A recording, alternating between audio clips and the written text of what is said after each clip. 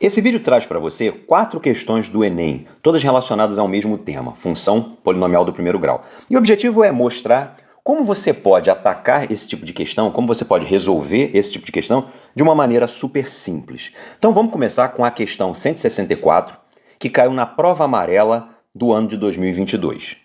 Eu recortei a questão original, mas eu dividi ela ao meio para poder ganhar espaço na vertical. Por isso você vê um pedaço dela à sua esquerda e um outro pedaço à sua direita.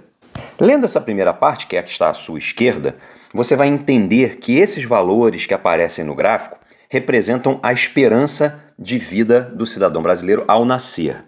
E aí, quando você passa para a segunda parte do problema, que é isso que você vê à sua direita, aparece uma informação que é imprescindível para a gente resolver essa questão, mas que ela está meio truncada, ela está meio disfarçada, que é essa daqui, ó.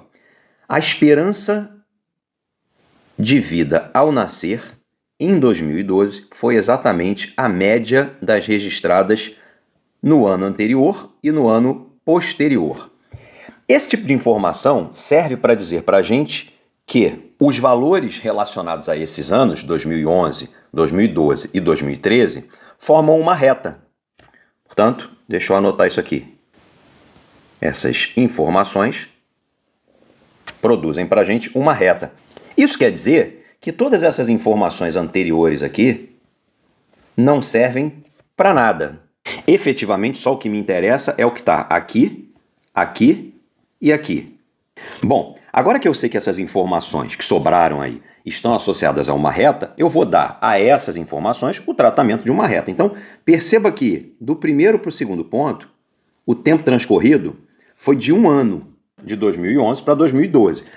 Nesse intervalo de tempo correspondente a um ano, houve um aumento correspondente a 0,28, que é a diferença entre o 73,95 e o 73,67. Do segundo ponto para o terceiro ponto, o intervalo também foi de um ano. Perceba que nesse intervalo de um ano houve um aumento idêntico de 0,28, que é a diferença entre 74,23 e 73,95. E aí nós vamos voltar lá no enunciado e observar que ele estende esse comportamento para o ano de 2014, que não está no seu gráfico.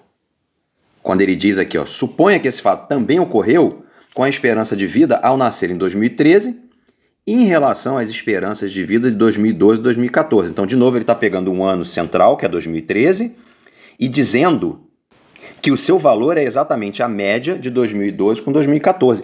Ou seja, ele transladou para 2013 aquilo que ele já afirmou antes a respeito de 2012, que você vê marcado, grifado em amarelo. Ora, se esse comportamento se estende para 2014, então, de 2013 para 2014, o intervalo é de um ano. Isso quer dizer que o gráfico vai subir exatamente o que subiu antes. Portanto, o valor a ser registrado aqui, que é o valor correspondente a 2014, vai ser 74,23 mais o acréscimo que vem acontecendo nos últimos intervalos, ou seja, 0,28. E isso vai dar 74,51. Portanto, a resposta está na letra B. Essa segunda questão veio na mesma prova, o Enem de 2022, era a última questão do caderno amarelo. Sugiro que você pause o vídeo e leia o enunciado antes da gente começar a resolver. Esse gráfico nos traz um monte de informações, mas primeiro eu preciso que você perceba que o mês foi dividido em 3 pedaços iguais, 3 conjuntos de 10 dias. Os 10 primeiros dias do mês, o intervalo que vai do dia 10 ao dia 20 e o último intervalo que vai do dia 20 ao dia 30. Entre as muitas informações que esse gráfico traz, por exemplo, ele nos diz que no primeiro terço do mês, ou seja, naquele primeiro conjunto de 10 dias, o volume de vendas do setor adulto foi de 18 mil.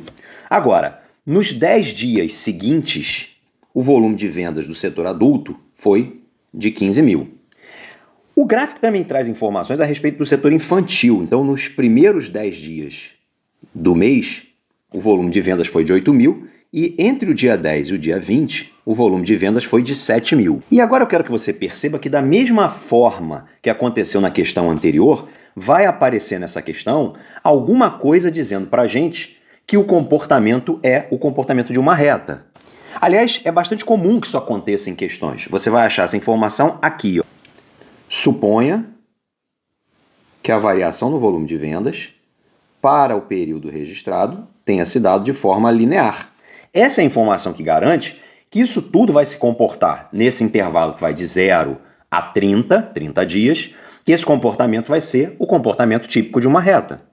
E isso nos permite prever qual vai ser o volume de vendas nos últimos 10 dias, ou seja, entre o 20º dia do mês e o 30º dia do mês. De que forma a gente consegue prever isso? Note que no intervalo de 10 dias houve uma queda de R$3.000, ou seja, de 18 mil caiu para 15 mil. Isso quer dizer que se eu tiver mais um intervalo de 10 dias, o valor sofrerá nova queda de 3 mil. E isso é garantido justamente porque a gente sabe que o comportamento é o comportamento de uma reta. Então perceba que em 10 dias o volume caiu de 18 mil para 15 mil, uma redução de 3 mil.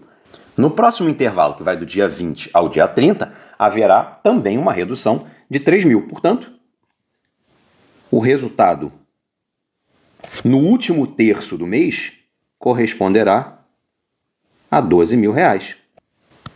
O mesmo raciocínio vai ser aplicado ao volume de vendas no setor infantil. Então, no intervalo de 10 dias, houve uma redução de R$1.000.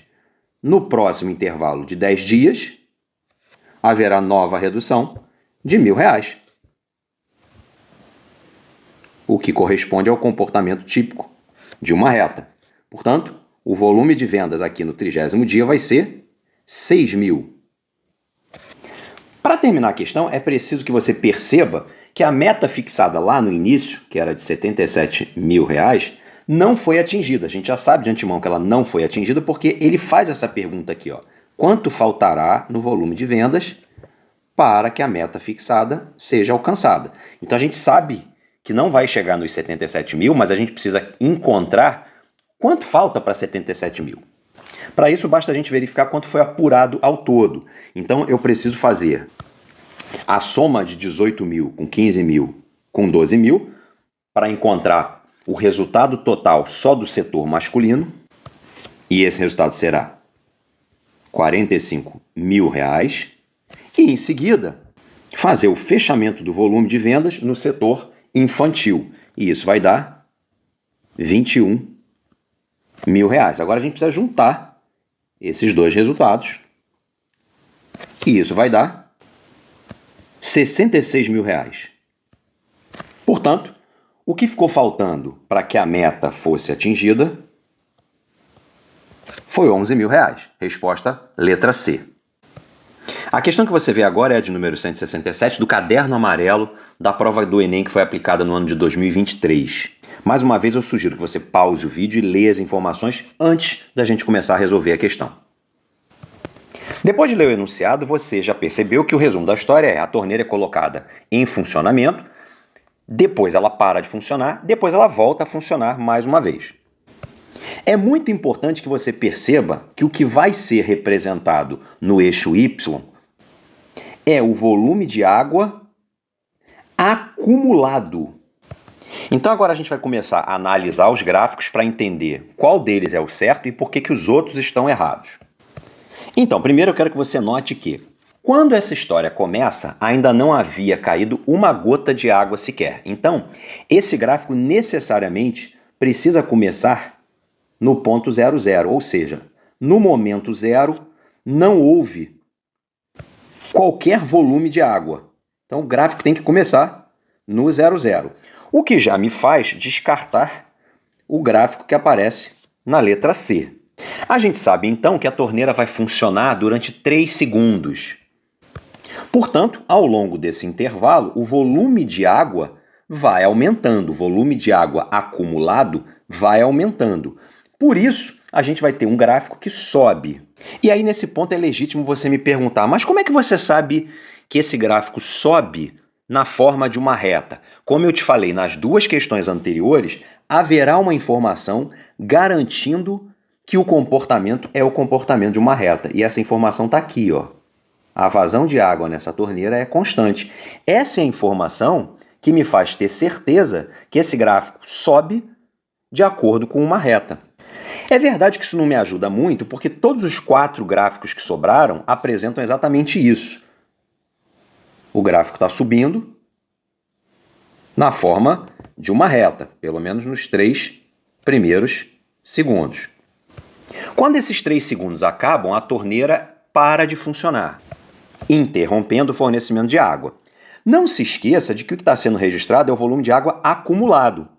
Isso quer dizer o seguinte: vai parar de sair água, mas aquilo que saiu já era, já foi contado, não vai voltar atrás. Em outras palavras, ao longo dos próximos 5 segundos, não haverá acréscimo de água, mas aquilo que já foi coletado, aquilo que já saiu da torneira, isso já está contabilizado. Então, nos próximos 5 segundos, o que a gente vai ter é um comportamento constante.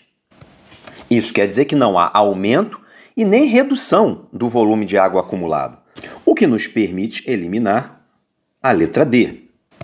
Nota que em todas as outras, a gente tem ao longo desses 5 segundos, que vai do 3 até o 8, um segmento horizontal. O segmento horizontal indica que o comportamento é um comportamento de algo que permaneceu constante. Agora, por que a resposta não pode ser o gráfico da letra A? Porque no gráfico da letra A, o que a gente lê é que no momento 3, aos 3 segundos, o volume acumulado caiu para 0. Mas isso é impossível, isso não faz sentido com a historinha que está sendo contada para nós. Por isso, eu vou descartar o gráfico da letra A e pela mesma razão eu vou descartar o gráfico da letra E. Perceba que o que acontece no gráfico da letra B é exatamente o que está sendo descrito. A gente começa com nada, ao longo de 3 segundos esse volume acumulado aumenta. Quando a torneira para de funcionar e fica assim durante 5 segundos, o volume permanece constante. E depois a torneira volta a funcionar, fazendo com que o volume acumulado aumente. Por isso, a resposta está na letra B. E para encerrar esse vídeo, a gente vai fazer a questão 171 do caderno amarelo, também da prova do Enem, que foi aplicada no ano de 2023. Mais uma vez, a minha sugestão é que você pause o vídeo, leia o enunciado e volte para a gente resolver isso juntos. Se eu te perguntar, como você tem certeza que essa questão é uma questão de função polinomial do primeiro grau? Você vai me responder, ora, professor, porque eu olho para as opções de resposta e todas elas apresentam uma função polinomial de primeiro grau. Você tem razão, mas se eu não tivesse essas opções, ainda assim eu teria certeza absoluta de que essa questão se refere a uma função polinomial de primeiro grau. Por quê? Porque, como aconteceu nas questões anteriores, há uma informação, muitas vezes disfarçada, que garante para a gente que isso vai acontecer. E essa informação está aqui, ó. O metro cúbico de concreto bombeado é de 250. O que isso quer dizer? Isso quer dizer que, se for bombeado 1 metro cúbico de concreto, pagam-se R$ 250. Se forem bombeados 2 metros cúbicos de concreto, pagam-se R$ 500 por isso. Se forem bombeados 3 metros cúbicos de concreto, pagam-se R$ 750, ou seja, 3 vezes 250. Então, essa é a informação que me garante que esse comportamento é típico de uma reta. Os acréscimos são constantes. A cada metro cúbico acrescentado, o valor a ser pago aumenta em R$ 250. É importante observar que, além do que se paga pelo concreto bombeado, há uma taxa de bombeamento, que é fixa, que vai ser de R$ 500, não importando se você bombeou 1 metro cúbico, 2 metros cúbicos ou 3 metros cúbicos, tanto faz. Independentemente da quantidade de concreto bombeado, você vai pagar essa taxa, que é de R$ 500. Portanto, o preço a ser pago, que na questão é representado pela letra Y, vai ser o valor da taxa fixa mais 250 multiplicado pela quantidade de concreto bombeado. Portanto, a resposta é a que aparece na letra D. Aproveite para perceber um fato que é típico das funções polinomiais de primeiro grau. Há uma parte que é constante, que você aprendeu a chamar de coeficiente linear. Portanto, o coeficiente linear corresponde àquela parte fixa, e há uma parte que é variável. E essa parte variável tem um coeficiente, que é esse 250, que você vê aqui, que você aprendeu a chamar de coeficiente angular. E assim a gente encerra esse vídeo e eu espero ter contribuído com os seus estudos.